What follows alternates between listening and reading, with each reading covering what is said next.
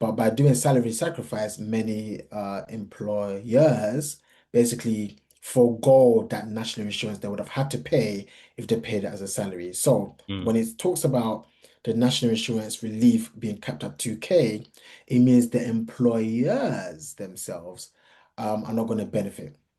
And I think the net effect of this is that many companies.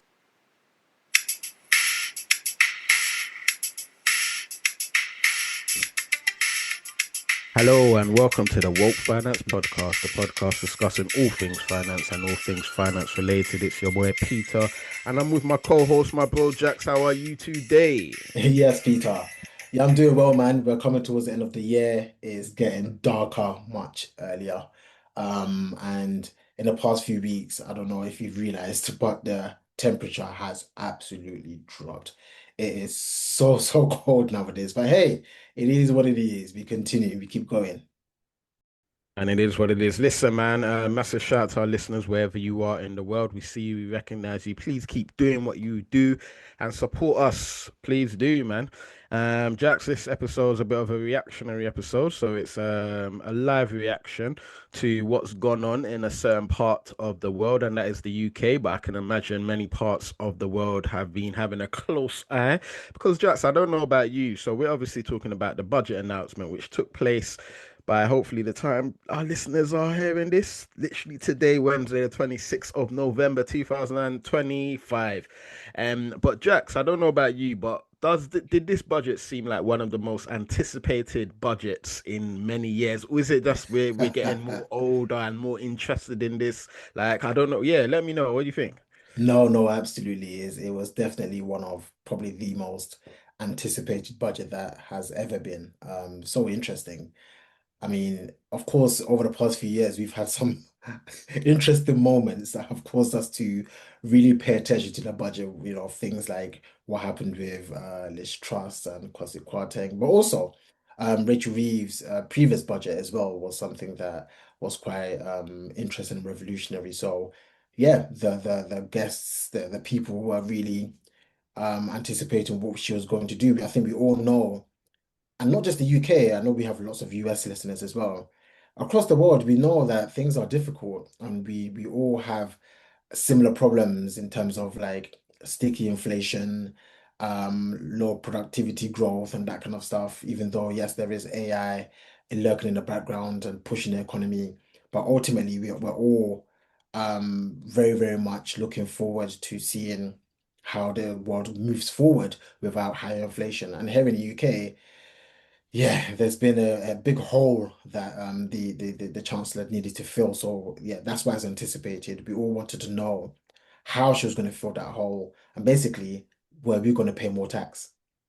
Listen. That was the key thing, and it's so interesting. I mean, for the last maybe 4, 5, 6 weeks or even longer, there's been leaks about this announcement within the budget, about this policy that might change. So many, and then even today, before the actual announcement, there was official leaks of the budget, which was super interesting. But the Chancellor did apologize for that leak. I think it was about an hour before. So, Jax, I'm just gonna go through some of the highlights. And again, this has happened today. So for our listeners, if there's one or two things that may not be as clear or may not be 100% accurate, I do apologize, but this is what I'm seeing. So, Jax, I'm gonna touch on a few, and then what we can actually do, pick out some of these and just some quick fire reactions. It's not gonna be a long episode, but more importantly, for our listeners, they may want to think about, okay, how do I react to this when it comes to my personal finances? Because this is what this podcast is about. So, Jax, I'll quickly go through some of them. So, first one that I've got on my list is income tax band frozen for another 3 years beyond 2028.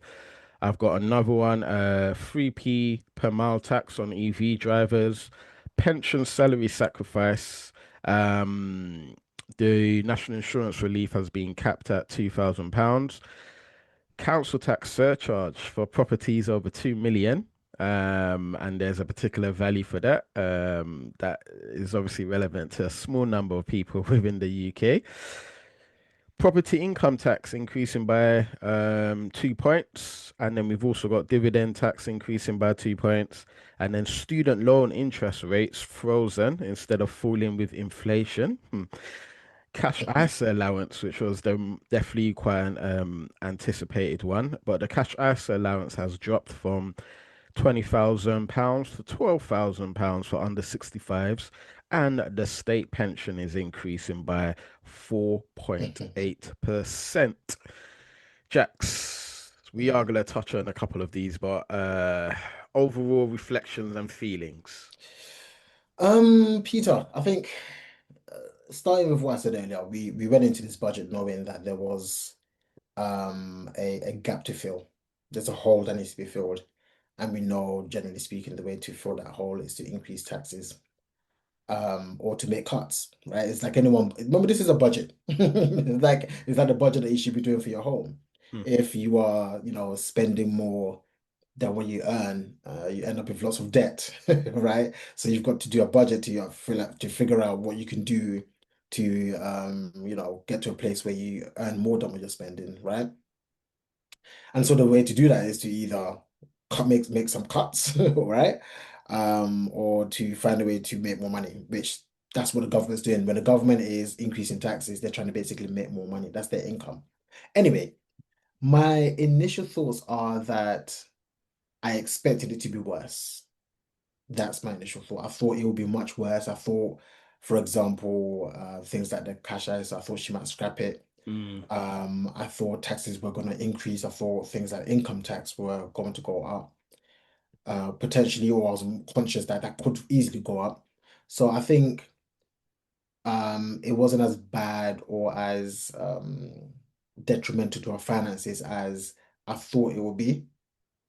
And I think the financial markets, the FTSE 100, 250, agree because it was quite flat They and reacted, actually, yeah. yeah, and I think actually as the day went on, it was marginally positively up. Hmm. So I think, yeah, generally speaking, it's not a bad budget. And the key thing I would also always tell people to understand is you can't make everybody happy. And sometimes difficult decisions do have to be made. Yep. The FTSE 100 is currently up as we speak. So currently on the first day of the budget announcements has reacted fairly positively, as you've said. And Jax, in terms of it not being as bad as you thought it was gonna be, I remember at the beginning of this episode I mentioned for the past maybe 2 months we've been hearing leaks or here and there. Something tells me that has something to do with that. Trying to manage our raise our expectations so when things happen it doesn't feel as bad, but in reality it is quite bad. But that's just the conspiracy theorist in me. But we're not here to play politics. Let's focus on the actual things that's been announced in regards to our personal finances. So Jax, let's focus on the income tax a bit. So I think I read income tax band frozen for another 3 years beyond 2028. I mean, for the listener, what does that mean? And is there anything that we need to do to respond to this? Yeah, because I think her previous budget was what took us to 2028. Hmm. So an additional 3 years takes us to 2031. Earlier, when I'm talking about the fact that taxes have to go up in order to fill the gap, because taxes is essentially the government's income. Um, the most obvious way is to raise taxes, to say, hey, everybody now has to pay more income tax, okay? That's a very simple, direct, easy to understand ways to increase taxes. However, but them not actually making that official declaration that, hey, we're going to increase the rate of income tax, but saying it's going to be frozen for another 3 years, that is so profound because what happens is, on average, people's income goes up by at least the rate of inflation. Yeah? So every year, most people would have their meetings with their line managers, and chances are they might have like a 2 or 3% increase in their income. And the reason that happens is because ultimately they're trying to at least help employees, sorry, at least earn enough money to keep up with the rise in the cost of living. Now, this is interesting. If the rate of wages are going up, what happens? So if wages are going up, but the income thresholds for which you become a, let's say, a higher rate taxpayer or an additional rate taxpayer remains the same, what happens is more and more people, as the wages are going up, are getting pushed into new brackets. So what that means is if you were a lower rate taxpayer and you were on, I can't remember the actual limit, I think it's about £50,000. Hmm. Let's say you was on £49,000, you'd be a lower rate taxpayer. Even though your income tax is not increasing directly, but now if your wages go up, because she has frozen the thresholds, it means you can now become a higher rate taxpayer. So even though the actual, your pay has gone up, you're paying more tax, which means actually you could be actually not in a net loss, but you will actually not pay, you will not actually earn as much as you thought. Right. Mm. So that's essentially what it is. By freezing the threshold, it just means that more and more people will be paying tax as more and more people are pushed into new thresholds. And that should happen. Remember, this is until 2031. So each year, think about how Mm. many people are going to be pushed up into new thresholds, and that should earn more tax revenue for the government. Yeah. Ooh, yep. So for the next, what, 6 years or so, things are going to be frozen. So as people's wages are going up, but the income tax threshold or the brackets stay, we're essentially going to be, basically paying more tax, essentially. Exactly that. That's exactly what it is. Yeah.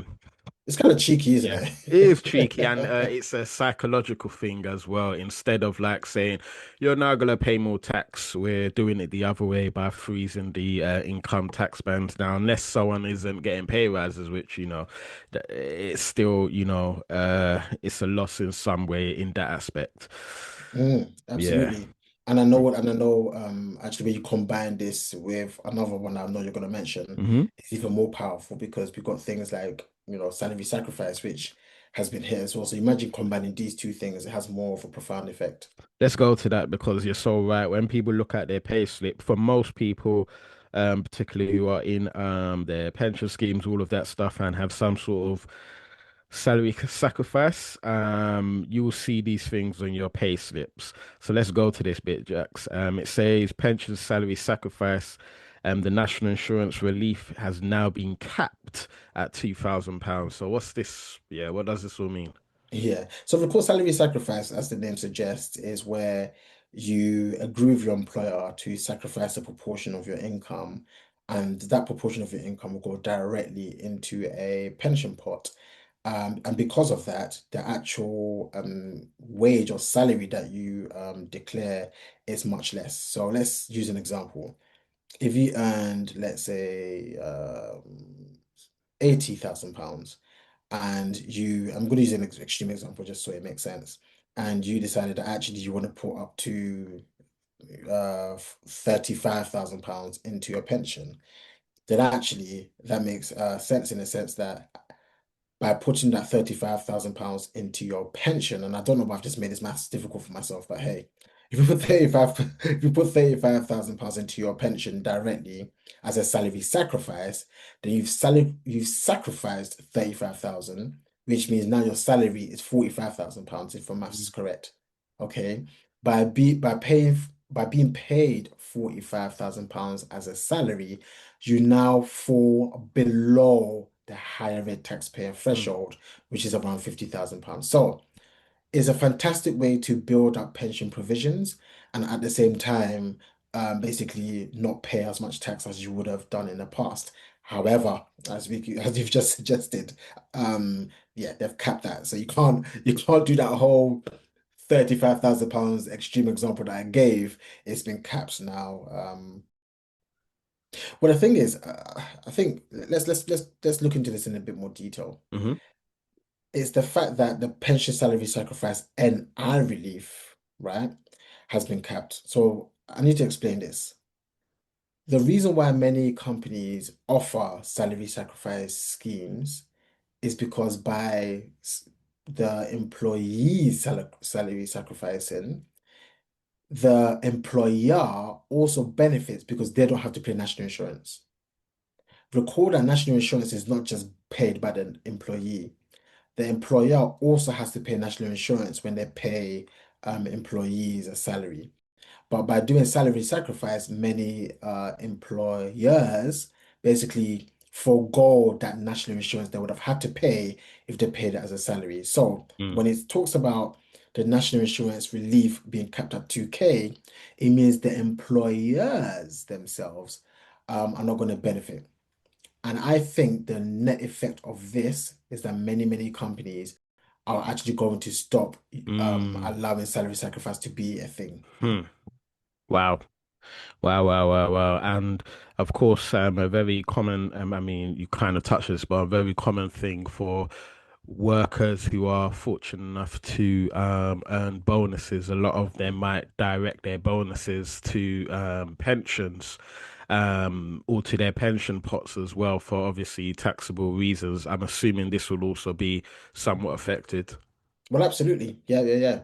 But I think the key thing is to remember that this doesn't take place for several years. And I can't remember exactly what the year was. I think it's for the next, probably next I want 4 to say years. 2029, but fact check me on that. Yeah, I think it's a bit later. So Hmm. we'll double check that. But absolutely, I think the key thing we need to take from this is more how it affects the employers. Hmm. And notice that because the employers will be hit by this kind Mm, of limit of 2K, it no longer becomes beneficial for them to offer these salary sacrifice schemes, mm. which can often come up in different ways as well. Sometimes it's not just done through pension provision, sometimes it's done through some of these cars that like electric Yeah. cars that you can take out as well. So again, something that I need to dive into a bit more deeper, but my initial thoughts are that yeah, companies are going to look at that and be like, well, Mm. what's the point? What's the Hmm. point doing salary sacrifice? Yeah, man. Over the next few years, there's going to be a lot of food for thought for employers. As you said, the incentive there has been reduced. So, yeah, it will be interesting. But as you said, the key thing is the net effect it actually has on employees. So yeah. Yeah. Wow, wow, wow. A lot of And stuff. and Yeah, go. and just to check it, it does start in 2029. So 2029. Yep. guys, this might be your opportunity to Listen. get as much in as you can. Max that out, man. And it's funny, actually. Well, it's not funny, but it'll be interesting to see if there's studies about the reaction to this news when it comes to salary sacrifice over the next 2 to 3 years or so. Because people might just be doing what you just what you just said. So yeah, And, that's it. and and I also want to push out there that remember that this affects people that have children, right? So there's certain caps that take place once you start earning, I think it's 60 grand. So if you're someone who's Mm, thinking yeah. about having a family, you might want to do that soon and get some Mm. of those free nursery hours, etc. Because obviously, if someone's earning like £70,000, but there's a way to do a salary sacrifice to bring it below the 60,000 cap at where they can get support with children, they obviously will take that opportunity. Exactly. So Yeah. the joke I'm making is you might want to have children straight away. Yeah. Gosh, man, a lot of things, man. You said it wasn't as bad as you thought it was, Jax. Well, not bad, but it's definitely a lot of news to soak in that, again, we're not going to feel it right now, but a lot of these things are going to be happening as we get older over the next few years as well. Yeah, absolutely. But as I said, I just feel like it could have been worse because of the deficit and how gigantic it is. Mm, Yeah, it's like, as I said, it's like any budget. If we're doing our own personal budgets and we realize that we've got serious amount of debt, that might mean that for the next 5 years we're not going on a family holiday, right? yeah. So by doing a budget and saying actually rather than not going on any family holiday for the next 5 years, but actually we might go on one every 2 years, it's not as Mm, bad, but it's still not that great, is it? hmm. Listen, I mentioned briefly property income tax and dividend tax. These are both increased. I mean, do you any thoughts on these two? Yeah, I mean, I'm not surprised. I think, yeah, dividend taxes were increasing by 2 percentage points, and Hmm. so is a property income tax. Yeah. Yeah, I'm not a big fan because I think when it comes to, again, I understand what they're trying to achieve, but when it comes to business, by disincentivizing people to run businesses essentially because dividends are the number one way that people take business profits out as income. It's not very exciting, right? It doesn't excite me to start a business as a limited business if I can't take out profits and I'm going to get taxed so heavily. So I'm not a huge fan of it. And I also most definitely I'm not a huge fan of the property tax as well because I just feel like when it comes to property and landlords, they just pass on the costs onto renters anyway. Mm. So again, something that I'm not a huge fan of. But like I've been saying this whole episode, I think it could have been worse, man. I think it could have been worse. Mm. Yeah, man. Listen, man, we're gonna end on what I'll probably say for a lot of our listeners and for a lot of people was probably the most I guess anticipated bit of the budget it all for the everyday individuals, which was around the whole thing on cash ISAs, because we was hearing all sorts. Cash ISAs are gonna just be scrapped fully. We're gonna be forced to do this. We're gonna be forced to do that. And yeah, Rachel Reeves finally made the announcement, which I'll just remind everyone of what that is. But Jax, before we do that, we're gonna give a shout out to where we are getting listeners from. And this area, man, let me just say it now. It's called Västra Frölunda, which is an area in Sweden, Gothenburg, Sweden. Wow, wow, wow, wow. I've got extended family out in Sweden. Yeah, but definitely not what you've just pronounced. Welcome to the Walk Runners podcast. You will hear with myself, Jax, and the co-host Peter. And on this podcast, we talk about all things finance and all things finance related. If you want to know more about what we do, because we do more than podcasts, you can head over to www.wokefinance.co.uk. That's www.wokefinance.co.uk. And if you want to engage with us on social media, we are on three main platforms. We are on LinkedIn, we are on Instagram, and we are also on TikTok. If you search for Woke Finance, you are sure to find us. So yeah, make sure you engage with us. Send us DMs. Let us know of all the topic areas that you want us to talk about, and make sure you engage with us. But welcome to the podcast. I hope you are enjoying it and gaining tons of value. Come on, come on, come on. A massive shout out to our listeners over there in Sweden and all over the world. Now, Jax, as I said, we're going to end on this one, which is cash ISA allowance dropped from £20,000 to £12,000 for, just to be clear, under 65-year-olds. Yeah, I mean, this one was the one that was most anticipated, I would say. Most people were saying that in the rumors that the cash register was going to be scrapped. And there will be no cash as a limit or something like that. So, I mean, my first stance, Peter, is it doesn't make much of a difference, not to me anyway, and I don't think it makes a lot of difference to people who are savvy and creative with their personal finances. That's the key thing. Yeah, I think the truth of the matter is for the average person, it may have the intended effect in a sense that Rachel Reeves wants more people to be investing money rather than keeping money in cash. I personally think if that's what you wanted, then a different type of legislation would have had to take place. But the flip side to that is you also don't want to control people. So I guess I understand why that's difficult.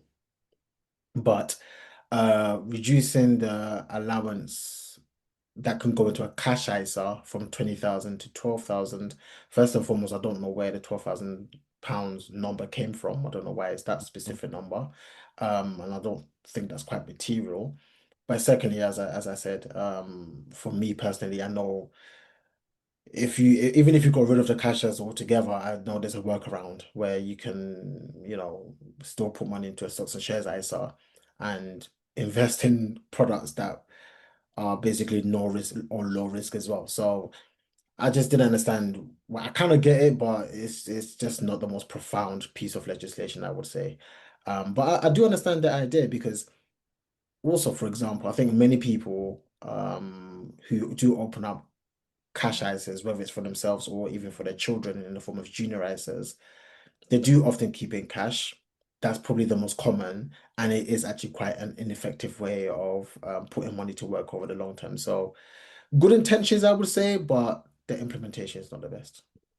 Yeah, and I think there's an education piece, right? And that's why organizations like Woke Finance are around because For a lot of people, Jax, as you said, it's about being a bit, a bit savvy with money. A lot of people may not know what to do when that time comes, actually, when they might have quite a lot of cash around, more than this cap, and they may not know exactly what to do. And yeah, which is interesting. I do, though, Jax, I do recognize what you said in terms of for maybe someone that is a bit savvy, it wouldn't really make much difference. I would say, though, this isn't happening until April 2027. I wouldn't be surprised, Jax, though, if they actually made it a bit more difficult than we think. So, as you said, one of the things, for example, people have mentioned is that we can put all of that into stocks and shares, ISA, maybe just invest it in something, low risk, or even there's some platforms that allow you to leave it as cash and you earn interest. But who knows what the government might do between now and April 2027 to make it a bit more difficult to do that. And almost, I know you said they don't want to force anyone, but almost stare people to almost have wanting to invest essentially. And creating incentives to invest in UK because that's what Rachel Reeves said. She said, we want people to invest here. She left it quite general because she knows she can't go beyond that. But yeah, it's all interesting. Yeah, absolutely. I see what you're saying. I just think the implementation of all these ideas is extremely difficult. Because of how these things are structured in the first place. You know, the ultimate goal, as you said from Rachel Reeves, is to get more and more people to be investing Mm, here in the UK. But the stocks and shares and other products don't prohibit you from investing mm, in global equities, in US equities, mm-hmm, which I suspect majority of people's assets in their ISAs are in US mm. stocks. So yeah, it will be interesting. I know was it last year that I think it was a Tory government that mentioned the British ISA. I remember that. They scrapped it Yeah, they ASAP. scrapped it with immediate effect. But I guess that the idea behind that makes more sense. But even Mm, then, Peter, if you were to create some sort of British ISA, what's stopping someone from opening up a British ISA with an additional allowance and just putting all that money into the a biggest UK the biggest company. UK Yeah, companies that not don't necessarily need those investments. yeah. So I think she did mention something about VCTs. Again, I need to go back and digest that. Mm, VCT stands for venture capital trusts. These, in addition to something called EIS, enterprise investment schemes, are mm. very tax efficient ways of investing in small companies. So she did mention something about it. I need to go back and digest it, but for me, that makes a bit more sense than than what she mentioned talking about dropping cash access to 12,000. I don't think that's gonna do much. Yeah, man. Listen, man, I think the education piece is so much needed. So, her making that announcement without, I think it should be complemented by talking about the importance of, teaching about money and finance all over, not just in schools, which is obviously what we do in the community, but to people all over so we can better respond to these things and really know what to do Absolutely. rather than just Absolutely. making these announcements, I or in totally addition agree. to making these announcements. I totally agree. I think so. I think that the education piece is the most important. Like I was saying earlier, how many people have cash ISAs? Just because they've heard it's the best savings vehicle, but Mm, actually anyone with a 5 year plus time frame probably should be looking at other asset classes as well. So yeah, I that's think it. education piece is important. Hmm. But listen, we're gonna do a long episode on getting ready, our finances ready for 2026. But Jax, I guess to sum up, maybe in terms of in reaction to the budget today, how can people be thinking about when it comes to, or what should people be thinking about when it comes to managing their personal finances? Yeah, I think like you were saying, everybody was excited, eagerly anticipating this budget. But then I think sometimes we do that, but our own budgets we don't get excited about doing. Hmm, So I think the key thing is, the budget is the budget. There's not much you can do to influence what's going to take place in the budget. What you can do is look at your own budget, your own household budget. The same way Rachel Reeves has her big red briefcase called the autumn budget. I suspect I encourage people to have an additional, a similar, sorry, kind of briefcase for the home budget, I love it. which is actually we should sit down and start thinking about what we can actually do with our own personal finances. Record that a budget is not a bad word. A budget is not about restricting yourself, right? Even though this budget was restrictive, it's because of the issues that have taken place and because previous budgets were not good enough, or not adhered to. So I think it's important that we sit down and we do a holistic budget, that we stick to a full financial plan that we stick to. And in one of our next episodes, next few episodes, I suspect, definitely before the end of the year, we will be talking about how to do a personal financial plan or a family financial plan for 2026, incorporating some of the things that we've heard today. Love it, man. For our listeners, make sure you do tune out for that episode. As we always say, please keep supporting us in any way, shape, or form. If this is a conversation that you have an opinion on, you can let us know. You know our socials. We put in all the links as well. Or you can just use this to begin a conversation with someone in your world, whether that's a spouse, sibling, whoever. Thank you very much for staying tuned, Jax. Always a pleasure. Until the next time, and remember, all Stay stay woke. woke.